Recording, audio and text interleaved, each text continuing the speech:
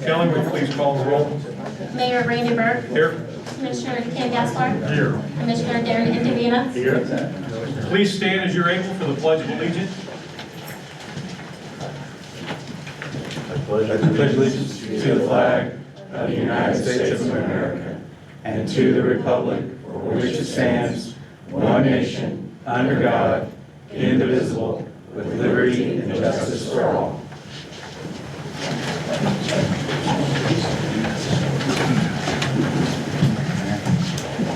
Okay, are commissioners happy with the agenda? Any recommended changes? Okay. We're going to move into a public hearing. This is for TIF 3. And we have Sarah here from Gilmore and Bell. The TIF committee has been formed. They've met and they approved the TIF itself. And with that, before I try to talk like a lawyer, I'm going to turn it over to you, Sarah. Thank you. So again, Sarah Granath with Gilmore and Bell. We have been assisting the city on the formation of this TIF. And as you referenced, there was a TIF commission hearing held back in February where the TIF commission recommended approval of this plan. Now, I do want to highlight a couple different changes that have been made since that time to the plan. And this is really, these changes are not intended to adjust anything happening within the TIF or the purpose of the TIF. It is to conform to a couple kind of key considerations that should have happened beforehand, but we just want to make sure that we get this all right. And so notice of these changes was mailed out to the taxing districts within the appropriate time that I will mention also with these changes. So the basis for the new changes are that the land area was modified to make sure that we don't include any property that is outside of the city boundaries. So with that, the TIF plan as originally submitted included just under 89 acres. The updated map and legal description includes just under 74 acres. So the amendment reduces that exterior boundary, and what it does is it lines up with the northeast boundary of the city limits. And then in order to effectuate this change, the Exhibit 1 is the map of the TIF area, so that's been amended and updated with a new map. And this was done pursuant to Section 99.825.1 of the TIF statutes that allows this update to happen prior to the adoption of an ordinance approving a redevelopment plan, but after that TIF commission meeting. So that's that area we're in right now, the middle period. And then the notice that is required under that section to amend is a 10-day notice prior to the adoption of the ordinance to all affected taxing districts. So under the same basis, same statute, the second change that was made was to Exhibit 2, and that is the actual legal description, the written description, to again conform with the map, conform with the land area. And so with that, I will just talk briefly about the project. The project is an extension or an improvement of Lowe's Lane to assist in allowing industrial businesses. I believe it brings the road and the entrances, exits up to a place where those businesses can actually bring in the trucking loads and use the roads as they need to. So that's the basis of what the plan allows. All of the improvements will be public improvements. The estimated cost of the development that will allow is $30 million, a little over, almost $31 million of estimated improvement that the TIF projects allow to open up to development. With that, I want to let anyone from the public speak, and I'm happy to answer any specific questions that you all have on this. The TIF plan, I know some of you all were at the TIF commission meeting, so you would kind of have a good idea there of what occurred. With a TIF in general, I'll just kind of go over that as state law. It requires a designation of a blighted area. So the TIF plan includes a blight study. That is also a blight finding will be required, which is included in the ordinance before you tonight, one of the two ordinances. But at that, I will kind of open it up for any questions before I maybe go too in depth of the TIF plan right now. Does anyone, anything from the county? Skylar? We don't have any questions or concerns. I may, if I may. Okay, you've got to go to the microphone there, Okay. so everyone can hear you. And see you too, they'll see you too. Remember, it's the green button, the green light The illuminated. green light is illuminated. Thanks, sir. Sarah, as I understood your original presentation, the cost for making these will be fully covered by the increase in the value of the real estate property involved in this. And the projection that you said at the last meeting was that it would take 7 years for the development as you perceive that it's going to evolve to pay off that debt. Does that original description still fit the formula? Thank you. And I just want to make sure, by the formula, what do you mean by that? Sorry, I just want to make sure. I The understand. formula insofar as how the TIF will pay itself off in that time frame. Okay, yeah, so that is true, although I will add that there is a cost-sharing agreement from the state. The city has received commitment there in a maximum amount of $536,876 from the state to help fund these improvements. That's the maximum amount the state will allow. It is a 50-50 cost share, so if for some reason the total cost comes in at less than double that amount, kind of two negatives there, but then you would only receive up to 50%. However, the costs are expected to go over. The total for the project and related formation costs, contingencies, is a little over 1.6 million.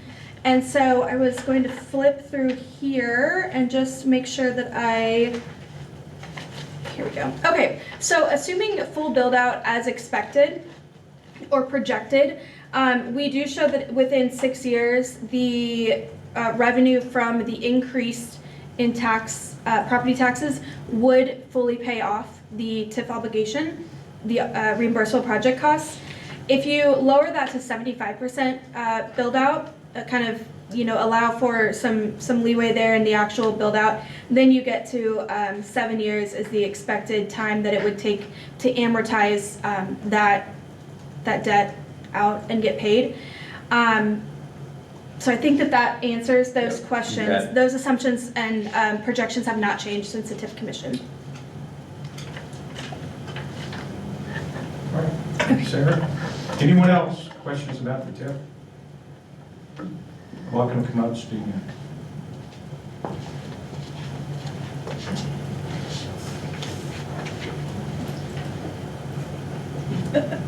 Hearing nothing. Let's move on to the public comment section. This section here, you get 3 minutes. Any subject you would like to talk about, you can come up to the microphone, talk, and we'll need to get some information from you. So if we need to call you back to clarify something, since we don't know what you're going to talk about, no one from the city is obligated to respond. So I'll open the floor for any public comments.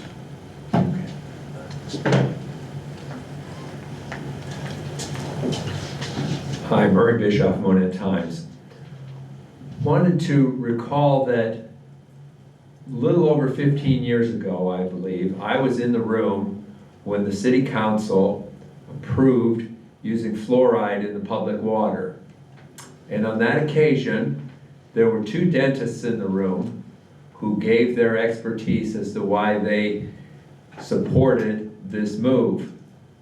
Since this subject has come up on a national level and cities are going to be discouraged or actually encouraged to remove the fluoride that has been popularly placed in public water systems, I wanted to encourage the council to follow the example of their predecessors in listening to the medical expertise and not commentary from a political figure. Thank you. Thank you, Murray. Anyone else?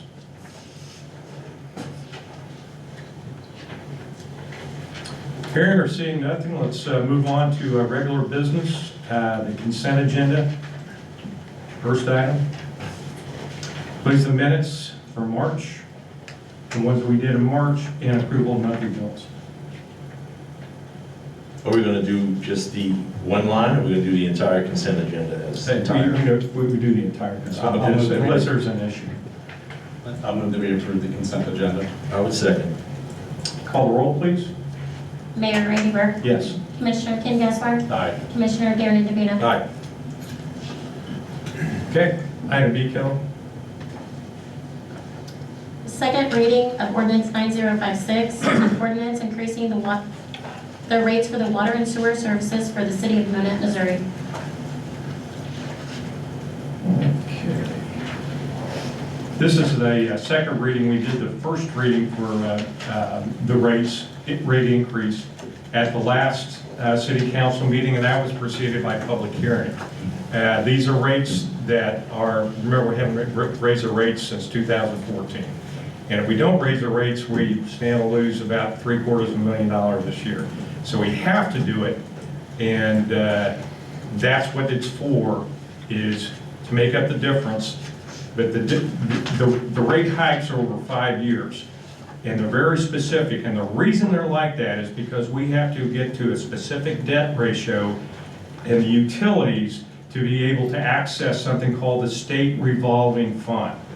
And we'd like to get access to borrow about $3 or $4 million for some significant treatments at the wastewater plant. Could you talk to us about those, Skip? Yeah, Mayor. We've got kind of an estimated, probably about a $7 million project where we'll be doing some upgrades on the oxidation ditch to replace some older mechanical operated aeration with some diffused air, which will kind of increase our capacity to aerate the mixed liquor in the back there. So, and then we're also looking at some improvements on the front end of the plant there to kind of reopen some of the old parts of the plant that's been abandoned. We're going to go ahead and kind of recycle and reuse to kind of pull sludge off the front end of the plant, which will kind of help us with loading on the back end of the plant. We initially looked at trying to reuse those big towers down there, but the expense was quite a bit higher than going with this clarification process on the front end. So that's kind of in a nutshell what we're looking to do down there. Okay, you see the rates there. These are what you see existing, and then the rates that will go for 2025, the base rates, the rates that will go into effect on 1 October. That way folks can kind of plan for this. The discount for seniors does remain. You may pay a little bit more, but you're only going to be half of what the rate hike is. Is that correct? Half of the base rate. Half of the base rate is, okay. All right, so it's going to save new technology, no rotating parts, new technology. It's going to save us money, it's going to save us electricity, give us extra capacity. Not saving us money, but it's going to give us extra capacity down the road. Yeah, the diffused air is kind of a variable speed type product, and they'll have sensors when the air is right, it will slow it down. So in there, yeah, it should save us electricity, which overall will save us some cost anyway. Right now, the mechanical units just run wide open all the time. There's not any real way to ramp them up and down. Okay. Yeah. Okay, thank you. Yes, but it's Second reading. public, okay, yeah, we'll go into discussion. All right. Anyone would like to come up to my program and talk about this specific issue on raising the water and sewer rates? Okay, hearing none, do I have any motions? I move that we approve bill number 9056 to increase the water and sewer rates. Second. Discussion, unless you want to say something. No. Okay, anything on this? No, thank you. Okay, call the roll, please. Mayor Randy Burke, Yes. Commissioner Ken Gaspar, Aye. Commissioner Darren Davina. Okay, Kelly, item C, please. An ordinance approving a redevelopment project for the Monett TIF number 3 tax increment financing plan and activating the collection of tax increment financing revenues therein. Okay, this is all relating to the TIF. Go ahead, sir. Do you want to say something? Yeah, and I think we actually got these backwards. We need to do the other ordinance first to approve the plan and establish the area. On the draft agenda, it was listed first correctly. And they're numbered, yeah, so 9062 needs to be approved. Correct, prior to yes. 9061. Any objections to changing the order? No. Okay, let's go to the first reading of ordinance 9062. An ordinance approving the Monett TIF number 3 tax increment financing plan, establishing a redevelopment area, designating the redevelopment area as a blighted area, and designating a developer.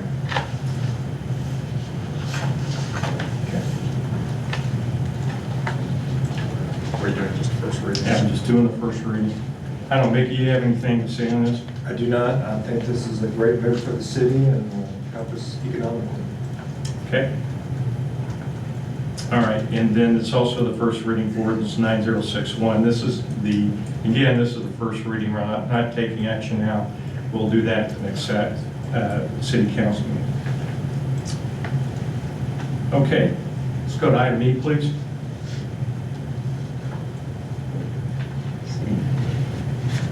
A resolution approving a contract to relocate the sanitary sewer and water line for the construction of the Chapel Drive overpass project. Okay. Any motions? I move that we approve bill number 9063. Second? Discussion. This is all for the Chapel Road Up project. Electric poles are already done. If you've driven over that road recently, you see all the trees are gone. And looks like all the easements, we've already cleared that, so. I need to alter my motion, sorry. Oh, I'm sorry. Go I'm ahead. very sorry. So, Kelly, on my official motion will be, I move that we approve bill number 9063, for TJS excavating at $192,309.98. Okay, thank you. So this is merely designating a developer to go out and do the engineering for us and to move the water and sewer lines. Electric's already done, correct? Correct. All right. And these were good bids. Yeah. Okay. All right. Hear any motions? Already on the floor. Okay, I have a second. Second? All right. Call the roll, please. Mayor Randy Burke, Yes. Commissioner Ken Gaspar, Aye. Commissioner Darren Davina. Aye. Okay, item F, please. A resolution authorizing the City Council of Monett, Missouri to amend the city budget to implement the market comparison wage study conducted by Allis Acres and Norrie. All right, have any motions? I'll move that we approve bill number 9064. Second? Discussion, we've been talking about a wage study for the employees of Monett probably since last summer. And it's kind of a long process. We've gone through that process. And we've lost a little bit of steam when our HR person went on to found her dream job. So what this does is the first step in the process of adjusting the wages across the city to align more with the market. Now, do you have anything else on that, Mickey? No, it's been a good, Allis Acres, Arnie has done a great job with this and working with the city, and they'll help us implement it as well if this passes. Okay, and this is to the tune of $146,000, $147,000. All right, call the roll, please. Mayor Randy Burke, Yes. Commissioner Ken Gaspar, Aye. Commissioner Darren Davina. Aye.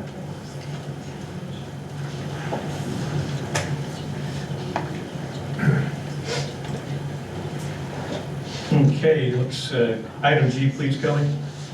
A resolution authorizing the City Council of Monett, Missouri to retain the services of Jackson Lewis, PC, as city representative during contract negotiations with IBEW.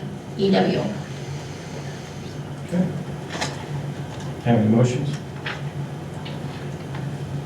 I'll make a motion. Reading consideration of the approval of the resolution of 9065.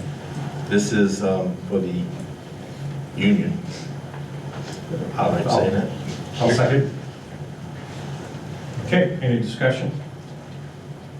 For those who, can I Sure, go ahead. Because let the public know, Sure. this electrical department has unionized from the city, and we are retaining our services through Jackson Lewis PC as the city's representative on our side to negotiate with this changes coming forth in our city, for those who didn't know. Okay, call the roll, please. Mayor Raineyberg, Yes. Commissioner Ken Caspar, Aye. Commissioner Darren Davina. Aye. Okay, item H, please. A resolution establishing the tournament fees at the Windmill Golf Course. Okay. I am Darren, and being I'm the commissioner of the Monett Windmill Ridge Monett Municipal Golf Course. And what we're doing this year in 2025, as we've done with the new fiscal year, towards many different things, including budget and more, we're reestablishing a new term for tournaments for our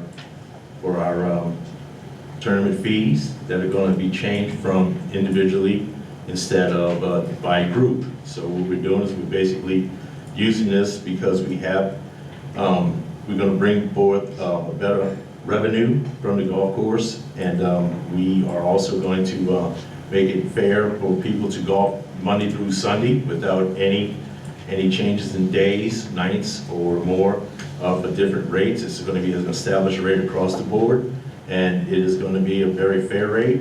It's very much in tune with what's going on locally in most courses around our area. It's not going to put us out or hurt our tournament attraction to this course. We worked diligently last year to ensure we had a better course in 2025 than we did in the year prior, and we feel we succeeded. If you're a golfer and you can go out there and make a comment, you definitely have a better course in 2025. So with those things happening, we're putting forth the effort to retain a better revenue stream from the course and tournaments alike. We've already approved the new fees for green fees, which is daily golfers, and this is the last step of the monetary changes that we're going to make this year at the course. We had an average of 10 to 11 tournaments per year for the last 2 years. We've already scheduled 11 tournaments for this year. So they're coming forward, and we're going to make this new change to a standard tournament fee, $25, which is cart and green fees per participant for a group, which retains the use of the course for an all-day. I don't know, a lot of people don't know that, but it is basically you own the tournament sponsor runs the course for the entire day. So the course is closed to the general public for these tournaments. And like I said, so far we've booked 11 tournaments so far, 2025, and this is the rate we're going to choose to go with, hopefully, and with vote. And if it approves, this is the rate that will take effect within 30 days. Any questions? No. I move we approve resolution 9066. I'll second. Okay, discussion? Yeah, do we have dates for all the tournaments? Yes, we do. They're all on the calendar. Some of us of the tournament sponsors have even given rain dates. We have. When you say it's on the calendar, is that something we have at the city, or is it posted at the golf course? It's posted at the golf course, yes, sir. Okay. Is there a way we put that on the city somewhere? That way people find out before they go out there. Is that possible? Can we do Yes. that? Okay. Yeah, so these prices were established when these other tournaments reserved the course for their tournament. Are we locking them into those prices, or are they going to be subjected to the current prices? It'll be subjected to the current 2025, hopefully if it passes. And those tournament organizers know that? Yes, they do. Yes. And I do have some other questions I'm working through administratively with maybe, so, but I have no other. Anything else? No. Call the roll. Mayor Raineyberg, Yes. Commissioner Kenny Gaspar, Aye. Commissioner Darren Indovina, Aye.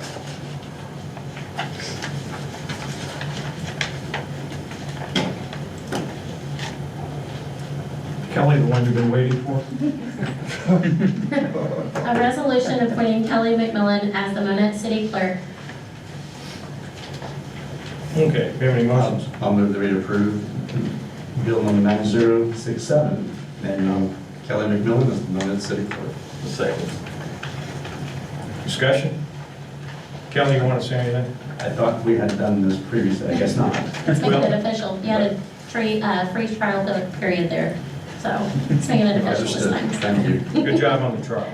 Thanks. I'll let you know in about 30 seconds if you ask. And we'll discuss your weaknesses later. All right, call the roll, please. Mayor Raineyberg, Yes. Commissioner Kenny Gaspar, Aye. Commissioner Darren Indovina. Aye. Okay, move on to monthly informational items. One of the things I want to get out there is if you will look, we're making a comprehensive plan that committee has met and gone through its survey, given feedback to SEMCOG to come up with this 20-year comprehensive plan. The first step is getting surveys. The surveys are out on the webpage. If you could, if you get something there. And this is how we want to start with the comprehensive plan. It's not our idea. This is the way every city does it. You get input from the public.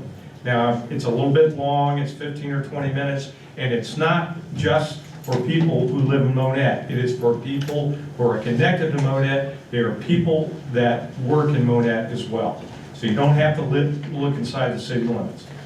And is there anything, am I missing something? Okay. All right, so this is what it looks like on the website. Click on this and it'll give you a link, and that link will take you to that survey that we'll use for SEMCOG. The more input we get, the better the survey is going to get. We'll have more complete information on the comprehensive plan commission. Is this going out in utility bills as well? So we sent it out? Yes, the flyer is. Okay, the flyer will be out in the utility bills, and that's, so if you don't, when you get your utility bill, that's what this is for. And it's to help us plan, to see what Monett looks like in 20 years, so. All right, anything in information, I've seen any issues on the reports? No. Okay, next workshop meeting will be on the 24th, 9:30 at City Hall. That's a work session. We won't be voting, we'll be discussing things that happen in this session here. And the next regular city council meeting, 8th of May, 6 o'clock, right here. That's the second Thursday every month.